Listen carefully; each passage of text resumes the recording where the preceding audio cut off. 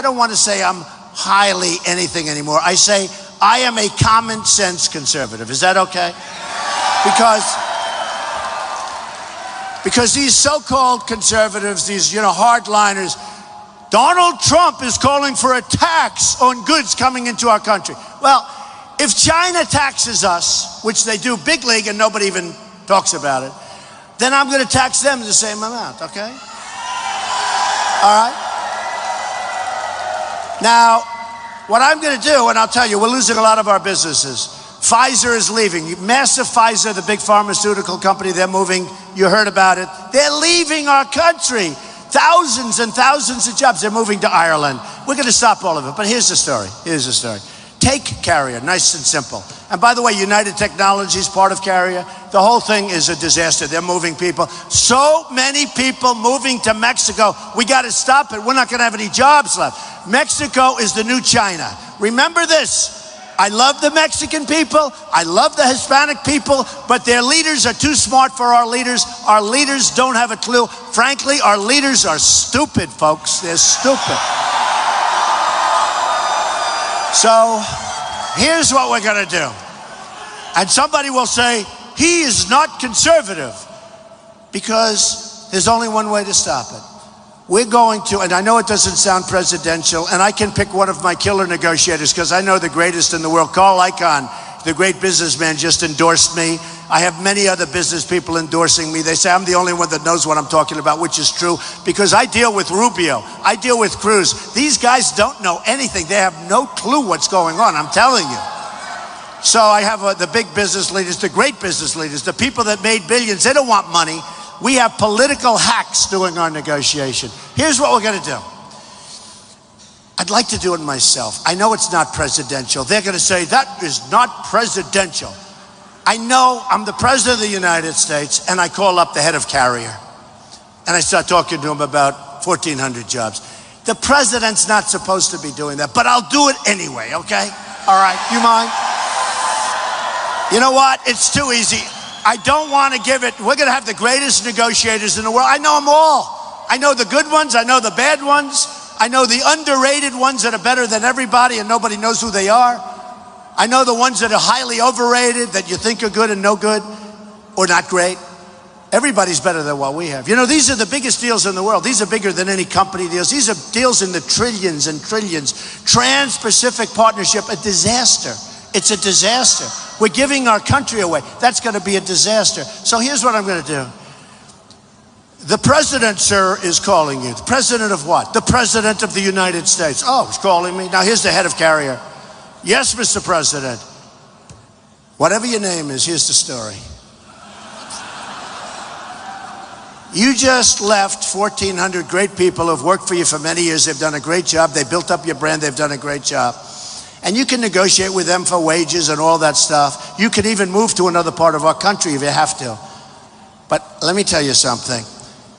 If you don't move back, we're going to have to talk. And they're going to say, we cannot do that, sir. Okay, good. Here's the story.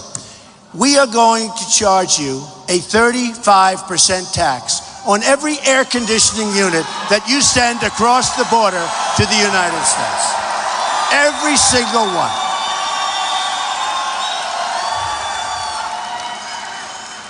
And I'll tell you what's going to happen. If you have one of these lightweight guys, they're brokers, essentially. I call them brokers. But they're lobbyists or they're special interest guys, a lot of power. You see that in the debates where the whole room was filled up with special interests. And I'm self-funding. I'm not getting anything from these people. So I'm the only guy. I had my wife and a few of my kids in the room, and I heard them clapping like crazy. But we have a room loaded up with special interests and lobbyists. So here's what's going to happen. With them, they'll say, and they know it's a bad deal, but with them, they're going to get a call, and that's the end of it. Carrier moves, Carrier bills, Carrier does fine, that's the end, and we take the brunt of it. But here's what's going to happen with me. They're going to call me, people are going to call me, friends. I didn't take any of their money. I owe nobody nothing, folks, nothing. N-U-T-T-I-N.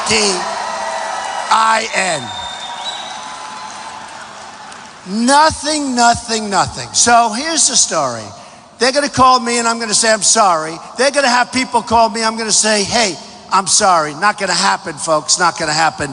And within 24 hours, I will get a call back, probably from the head of Carrier, and he's going to say, Mr. President, I'd like to inform you that we are not going to move out of the United States. We're going to stay where we are, or move to Ohio, or move to someplace else. We'll move to Michigan. We'll move to New York. We'll move to someplace, as long as it's in the United States, folks. And that's what's going to happen, as sure as you're sitting there. Ford Motor Company is building a $2.5 billion plant. I've been speaking about this for over a year. $2.5 billion. You know what that is on a one-story building? Do you have any idea how big $2.5 billion is in Mexico? They're building a massive plant to build cars, trucks, and parts. They're going to sell them all over, but they're selling a lot of them into the United States. Now, how does it help us for Ford to build a plant, close up factories in Michigan and other places, and have this massive plant? It doesn't, okay? The only way, and I'm very good at this stuff, I went to the great Wharton School of Finance, which really is the best school in the world for this, but that's okay. Most people agree. Hardest school to get into, I can tell you, but it's one of the great, great places. But you don't have to. If you didn't go to college, if you didn't go to high school, you're all smart. It's a horrible deal for us. So with Ford, I'd do the same thing. I'd say, if you want to move, that's okay, but you got to pay a 35% tax. And you know, honestly, folks, they're not going to even think about it. Now, I'll be criticized. They'll say, isn't that disgusting? He's not a free trader. Folks, we're losing our ass. We're getting killed. We're getting killed. We're getting killed. Our companies are just, we're like the bully that just gets beat up by everybody. We are losing millions of jobs, millions, not thousands, millions and millions of jobs. We're going to stop. We're going to bring our jobs back from China. We're going to bring our jobs back from Japan, where they sell us cars by the millions, and we give them practically nothing. You want to see a trade imbalance? Take a look at what we take from Japan and what we give them back. It's a joke, okay? So what a lot of people don't understand, and what I understand better than anybody, we have the cards. We have the cards. Because without us, they would have a depression the likes of which you've never seen. We have to a certain extent, untie ourselves with some of these horrible deals we've made. We've got to make better deals, stronger deals, smarter deals. And you know what? China, and I do a lot of business with China, I've made a lot of money dealing against China, not with them, against them, against them. But China doesn't respect us. They make a fortune. We have rebuilt China. It's the greatest theft in the history of the world, what they've done to us. They've taken everything, our money, our jobs, our manufacturing. Boeing is now building massive plants in China. Then they're going to devalue their currency, and all of a sudden, in South Carolina and in Seattle and in the different places, all of a sudden they're going to say, well, we're not making too many planes. They're going to make them in China. I know exactly what's going to happen.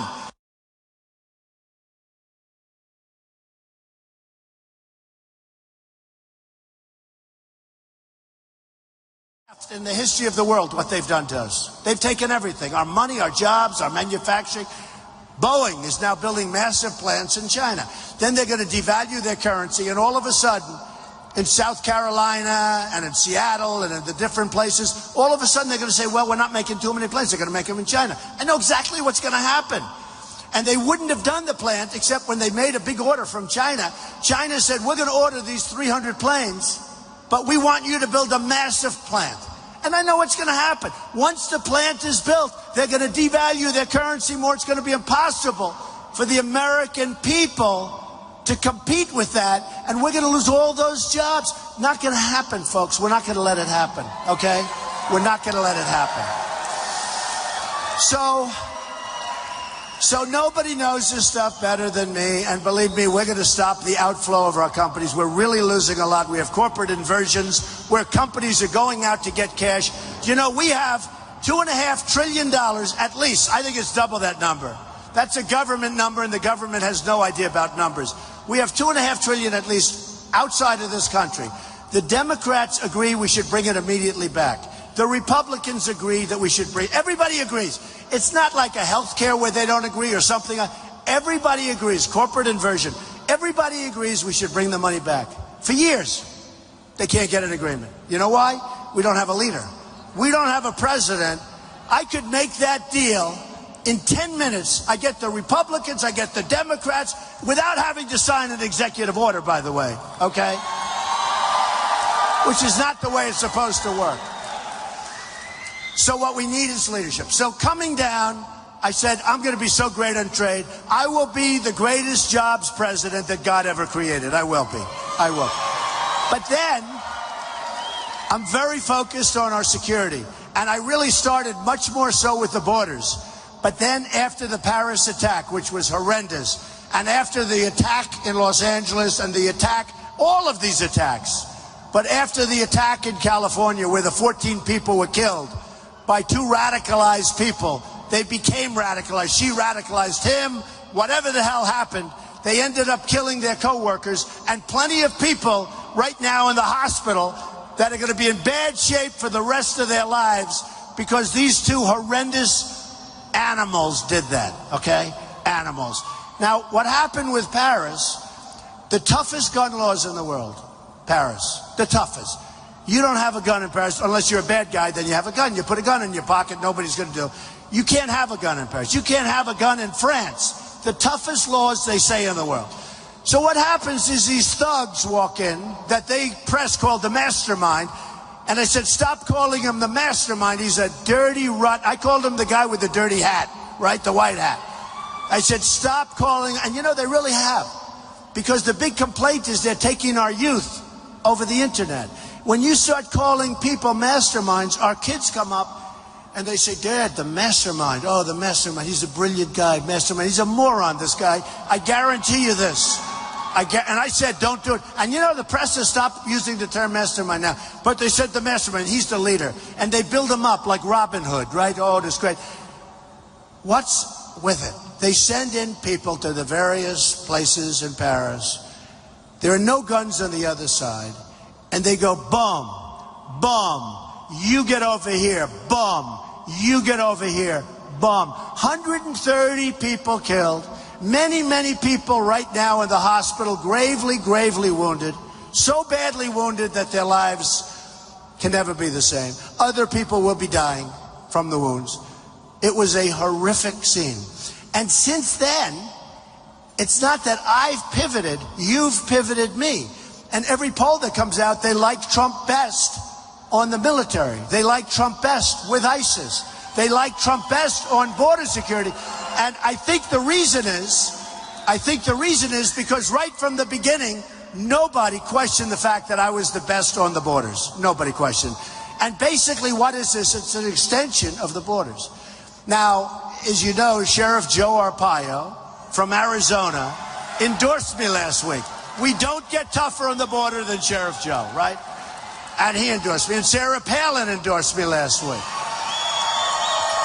And Jeff Sessions, the great senator, who's an incredible guy, he endorsed me. And there's nobody better on the borders than Jeff. I mean, everybody's endorsing, and it's been incredible. I will say Jerry Falwell Jr. has had so much to do with my success with the evangelicals. And we're going to work hard because I will tell you, the Second Amendment is being chipped away. And I tell you this, if there were guns in Paris or guns in California on the other side where bullets went in the other direction, you wouldn't have had those people killed. It would have been very minor by comparison.